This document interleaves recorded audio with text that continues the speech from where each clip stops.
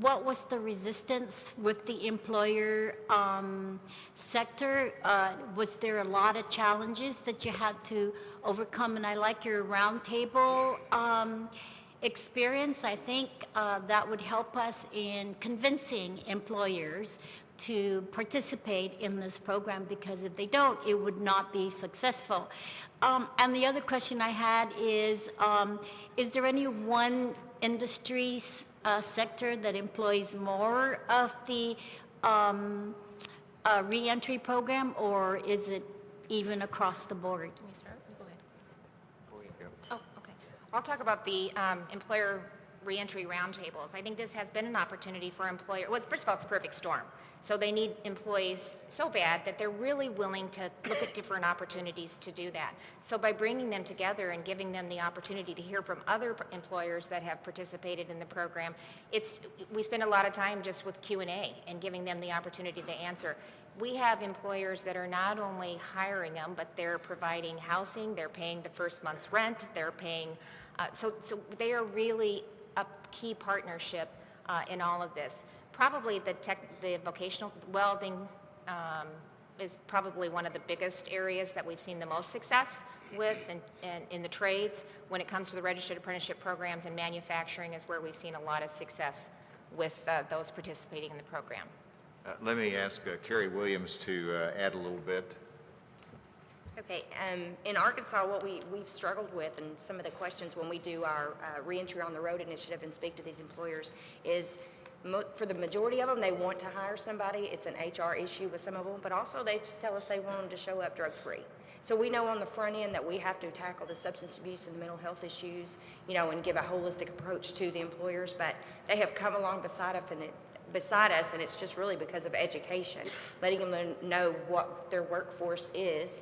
We're working harder at getting more programs inside to get them the apprenticeships coming out, and to get them the trade so that the organizations would actually recognize them.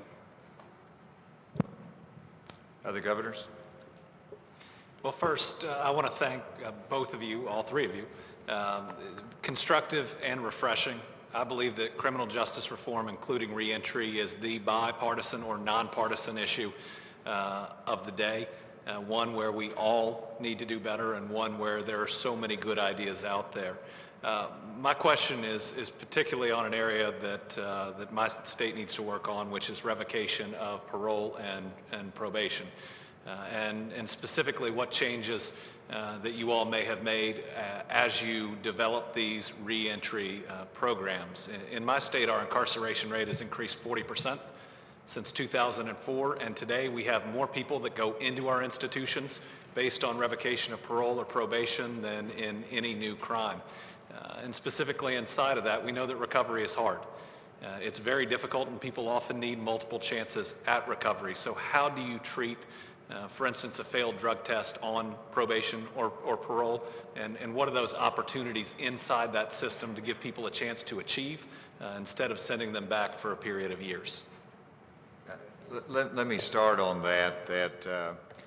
That's probably a little bit unique to every state, and it's hard to be very clear in a conversation like this, but as you pointed out, some of the violations that could lead to revocation are failing a drug test for one time. If you're in a drug treatment court, you fail the test one time, they're probably going to give you another chance to do better. They're going to give you some consequences there, but they're not going to send you on the first time back to prison. And so we have a technical violation center. It's not the best word for it, but if they fail to report one time to the probation officer, if they fail to meet an appointment, that's a technical violation. We're not going to revoke their parole. And so, or we're going to send them to a technical violation center for a upgraded consequence, but it's not full revocation. And so, Governor Reynolds, did you want to comment further on that? That's a big piece of what we're looking at this year, trying to find the balance to work through that, working with the Corrections, Department of Public Safety, and in addition to, because that's one of the biggest reasons we see for the recidivism rates, right? And so the other thing that some of the communities are doing is just the support system that we're putting in some of these communities so that they have access to treatment. They have access to some of the AA meetings or some of those services as well has been a critical component of the areas that have seen some great success with that. But that is a continued conversation that we're having this year. Thank you all very much. Governor Hogan has given me the hook